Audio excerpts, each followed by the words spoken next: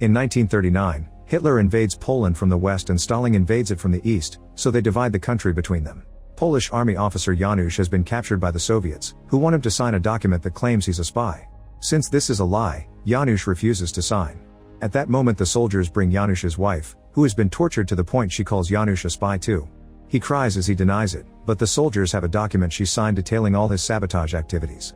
In Siberia in 1940, Janusz and various prisoners are taken to a labor camp. They're told that Siberia itself is their prison because the camp is surrounded by harsh nature, so nobody can survive out there if they try to escape. Fugitives also get bounties on their heads, meaning the locals may kill them too. Then all the prisoners' heads are shaved. When it's time for dinner, they're given very small bowls of a watery stew. Many men have night blindness because of a vitamin deficiency. Smith accidentally drops some food and a desperate prisoner tries to grab it, but Smith quickly steps on it to protect it. Janusz takes pity on the guy and shares his own food, so Smith scolds him, saying that kindness can kill him here. After Smith walks off, Khabarov tells Janusz that Smith is an American who was captured just for being a foreigner. Janusz shares that he was given a 20-year sentence on fake espionage charges, and Khabarov explains that he's an actor who was arrested for playing an aristocrat in a movie. In the dorms, Vaka is playing cards for money. Khabarov tells Janusz that these are professional criminals and guards let them run things here, so everyone fears them. Some other prisoners were caught as slave labor.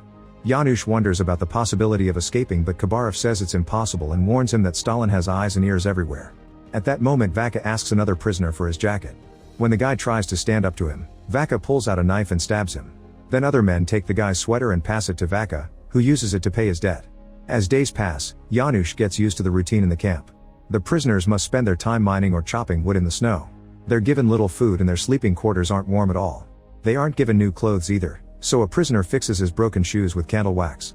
One night, Janusz finds lice in his clothes. Khabarov says he has an old folk remedy and makes him follow him outside. At that moment they hear an explosion, but it's just the mines. While Khabarov buries some clothing in the snow, Janusz stares at the watchtowers and thinks about escaping. Khabarov reveals his friend Lazar may get them out, so they start discussing ideas. Their safest option is to go south to Mongolia, however they'll need to stockpile food and wait for the autumn weather. Afterward Khabarov starts exchanging cigarettes for food, which he hides under a loose floor plank. Janusz checks on the buried clothes and discovers that all the lice have piled up there.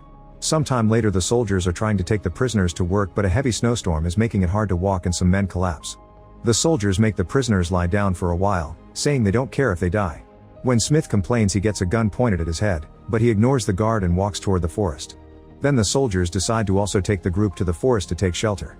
The prisoners quickly put a bunch of branches together to build a small shelter and invite Smith to join them. The next day, Smith and Janusz are two of the many prisoners chosen to work in the mines. There they have to deal with constant coughing because it's hard to breathe. They also have to move quickly to dodge debris whenever it falls. The lack of air causes Janusz to fall and start hallucinating about his home. He walks toward it to try to reach it and almost crosses the exit in the real world, so a guard gets ready to shoot. Luckily Smith pulls him back just in time. As thanks, Janusz tells him about Khabarov's plan, but Smith says that Khabarov has been preying on newbies for years with the same empty promises. However, if Janusz insists on escaping, Smith agrees to go with him. That night, Janusz drags Khabarov out of bed to show him that the storm is strong enough to cover their footprints, so they should leave now. However, Khabarov insists it can't be done, mentioning excuses like the food not being enough yet. Janusz starts to wonder if his stories are true, but at that moment they're seen by Vaka, so they go back inside. Meanwhile, Andres learns that Kajik has been hiding his night blindness. Kajik swears he sees perfectly fine during the day and he could hold on to Andres' shoulder at night. He asks Andres to keep his secret so he can still be part of the escape plan. Meanwhile, Smith gives his gold watch to Lazar in exchange for information on how to escape. Lazar tells them they must stop the generator, which will give them 10 minutes of darkness to escape. This must be done during the change of the final watch. While the group waits for the right hour, Vaka suddenly jumps on Janusz and puts a knife to his neck. He explains he owes a lot of money to the other gamblers, so he wants to escape too. Janusz agrees to take him along only because he's under threat. When the time finally comes, the prisoners turn off the generator and cut some wires on the fence to escape. The alarm is quickly raised, but thanks to the storm, the guards have poor visibility and no sign of their footprints. They enter the forest with their dogs, hoping their noses will find the fugitives. The 7 prisoners are running as fast as possible through the woods. Eventually they get too tired to keep going, so Janusz reminds them that the dogs are fast and encourages them to keep moving. They try again, but the snow is blinding them, so they want to find shelter. Janusz refuses to stop now because this storm will stop the guards from finding them. He takes Vaka's knife and cuts bark strips from the trees, which they use as masks to protect their faces from the snow. Now they can keep walking without issues. Sometime later, when the storm finally stops, the group takes a break and puts all their resources together. Janusz notices that Vaca is wearing Kabarev's jacket, so Vaca explains that Kabarev almost betrayed them. However, Vaca managed to keep him quiet and took all his food. When they start traveling again, Smith privately tells Janusz that bringing Vaca was making a deal with the devil. They can hear howling in the distance, but it's only wolves. Days start to pass and Janusz guides the group by checking the moss and the sunlight for directions. Vaca is very impressed and promises to always protect him. The next time they take a break, Janusz explains that they still have 3 or 4 weeks to arrive at the local lake. There's only 1 week left of food, so they'll have to hunt or fish.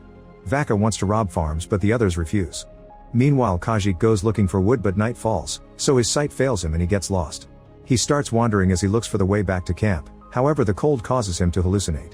He sees his old teacher by his side and a city in the distance, thinking they've finally made it. When the others finally find him, they're devastated to see that Kajik has frozen to death just a few meters away from the camp. The group buries him and says a few words, although Vaca annoys everyone by pointing out that now they have one fewer mouth to feed. A few weeks later, the men are so desperate for food that they're grabbing bugs and eggs from nests. They're too exhausted to keep going, so they take shelter in a cave, where Tomasz starts drawing on the walls to stay sane. One night, Vaca asks Janusz who will die first and makes some comments that imply cannibalism. Suddenly they hear a noise and discover some wolves feeding on a dead animal. The men run and yell together, waving their sticks at the wolves until they run away in fear. Then Janusz watches how all his friends start eating directly from the animal's body like savages. Tired of this, Janusz decides to leave alone to find the lake and tells the others that if he doesn't return in a week, they must leave without him. After walking for a long while and hiding from the rain, Janusz starts having hallucinations again. However, a few days later he returns to the camp and tells the group that he's found the lake. After Janusz recovers from this journey, the group leaves together and walks for 3 days until they get to the lake. After freshening up, they start making their way to the border. While crossing the woods, they notice that someone is following them. They surround the person and Vaca almost attacks, but Janusz stops him just in time. The mysterious person is a Polish girl named Irina, who has escaped from a Russian farm and has been following them because she needs food and protection. Janusz wants to bring her along, but the group refuses because they don't have enough food and she'll slow them down. Later the men find an animal stuck in the mud and capture it for dinner. However, Andres notices something and leaves the group behind. In the evening he comes back with Irina, who is allowed to travel with them now. The next morning they manage to mix a few things to make soap and finally get to wash all their clothes. They also get a nice shave, although Vaca refuses their help and does it himself. Sometime later they discover that part of the lake is frozen. The ice appears to be thin and weak, but Irina runs on it anyway and reaches the other side. This inspires the men to follow her. They slip and fall a few times, but they do reach the other side safely, so now they can continue their journey. While traveling through the woods, Smith asks Irina about her past and she says her parents were murdered by Russian soldiers. However, Smith notices a few inconsistencies in her story and realizes she's lying. She's actually from Jerem territory. He'll let it pass for now but makes her promise she won't lie again. Sometime later they see a town in the distance and think about sneaking in to get some food. However, they conclude they can't risk being recognized, so they'll have to walk around it through the woods. In the evening, the group realizes Vaca is gone and wonders if he betrayed them. At that moment Vaca comes back and Smith furiously jumps on him to insult him. Vaca empties his bag to reveal a bunch of dead animals and admits he had to kill a dog, but reminds everyone this is their only chance of survival. He also pulls out a bottle of alcohol he stole, saying it's his birthday. During dinner, Vaca sings a traditional folk song and Irina sings along, making him realize she lived on the streets like him. Now everyone finally knows she's been lying, so she shares the true story. Her parents were Polish communists who chose to live in Moscow to work for the revolution. They were arrested in 1937 under spy charges and their kids were sent to an orphanage. When Irina's brother died, she decided to run away. The next day the journey continues and the group is harassed by mosquitoes, causing them to end up with deformed faces because of all the bites. When they see some locals walk by, they notice that the mosquitoes don't follow them. They must stay hidden to avoid capture, but Zoran decides to come out and ask a man for his secret. The man gives him a necklace that keeps the mosquitoes away, and now the group can keep traveling in peace. More days pass and Irina chats with everyone to learn their stories. Andres is a priest, Tomasz is a pastry chef who wants to be an artist, Zoran is an accountant who was arrested for taking a picture of the Kremlin, and Smith is an engineer who moved to Russia because of the depression. His son was shot when he was arrested. During their next break, Irina takes care of the wounds on Smith's feet with a piece of fabric she rips off her skirt. Eventually they reach some train tracks and Janusz explains that the border is on the other side around 4 days away. There are lots of farmers and guards in the area, so they'll have to cross after nightfall. While they wait, Vaca keeps staring at his cross. Zoran mocks him for having a tattoo of Stalin and Vaca jumps on him, so the others have to separate them before things escalate. A few hours later, the group is happy to finally cross the border into Mongolia. However, Vaca is loyal to Stalin, so he decides to stay in Russia. He and Janusz shake hands and wish each other good luck before parting ways. The group is in a great mood as they walk through the desert on their way to the capital city. However, things get sour again when they see a sign that reveals that Mongolia is now under communist control. They stay in the desert instead of going to the city and eventually find a Buddhist temple. Thinking that monks may be neutral, the group goes inside only to discover that the place has been destroyed. After finding several skulls buried in the ground, Andres shares that the same thing happened in Russia. Priests were shot or arrested and religion was banned. Andres' church was destroyed like this, and when he found it, he killed a very young guard in fury. The group discusses what to do and decides they'll have to cross China to reach India. For the next few weeks, they keep on walking through the desert under the scorching sun. One day they're suddenly surrounded by horse riders, so the group pretends to be American pilgrims on their way to Tibet. Luckily, the riders believe them and leave. Moments later, they're found by a young rider, who was sent by the others to give them a water bag.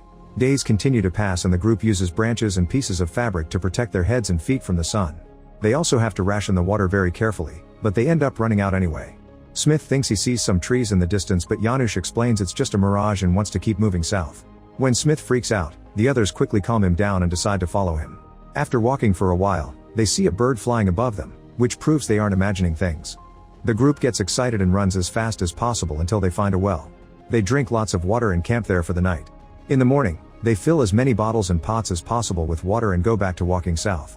A few days later, the group panics when they encounter a sandstorm. They run to the nearest dune and take cover the best they can as the storm passes over them. Thankfully, they survive the incident, but they've lost all their water and Irina and Tomasz are very sick. Smith wants to return to the well, but Janusz thinks it's impossible to find it in a land without features. As the journey continues, the men start sucking on rocks to feel less thirsty. Suddenly Irina collapses and the guys notice her legs are swollen. She says she's being a nuisance, however the others refuse to abandon her. They keep walking and soon Irina falls again, yet she refuses to take a break. Andres decides to start carrying her. A few hours later, Irina asks Andres to put her down. She gives everyone one last look before she finally dies. The guys bury her in the sand and pray for her before they continue traveling. With every day that passes, the injuries on their feet get worse. Tomasz tries to keep the mood up by drawing portraits of everyone and makes a very beautiful one of Irina's smile. This is his last creation before he dies too, and he receives the same burial. A few days later, Janusz sees some hills in the distance and says they should go there for water. Smith is too tired to move and tells them to leave without him. Janusz sends Zoran and Andres ahead while he stays with Smith, who has collapsed. In the evening, Janusz manages to drag Smith to their friend's camp. Unfortunately, the duo hasn't found water.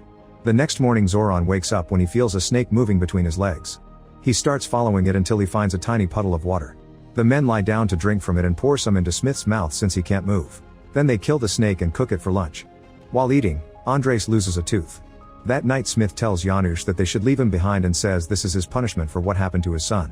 However, Janusz refuses to abandon him and shares his hope to see his wife again. The next day, Smith is inspired enough to keep going, and the group is lucky enough to find a river. This allows them to regain enough strength to head to the hills, and eventually they cross the Great Wall of China to reach the Himalayas. In these snowy mountains, they find a small monument marking Tibet. Sometime later, the group is found by a monk who confirms India is close before taking them to his Buddhist monastery. They finally get to eat real food again, while the leader of the monks tells them that they should wait for spring to go to India since a snowstorm could kill them. Before bed, Janusz says they should leave now, but the others agree with the monk and want to wait. Then they share what they'll do in the future. Andres wants to join the fight against Germany and Russia, Zoran wants to take Tomasz's pictures to a newspaper, and Janusz can't return to Poland, so he'll just keep walking. Smith wants to go home, so he'll go to southwestern China where one of the monk's contacts will smuggle him back to America. The next morning, Janusz decides to leave alone. When Zoran and Andres notice, they say goodbye to Smith and go after their friend. Sometime later, the trio finally reaches India and are received warmly by the locals, who immediately offer their help. For the next 50 years, Janusz continues to walk around the world. In 1989, Poland is finally free. Janusz finds his old home and opens the door with a hidden key. Inside, he's happy to find his wife waiting for him. Make sure to subscribe and turn on notifications so you can watch more videos like this. Thanks for watching.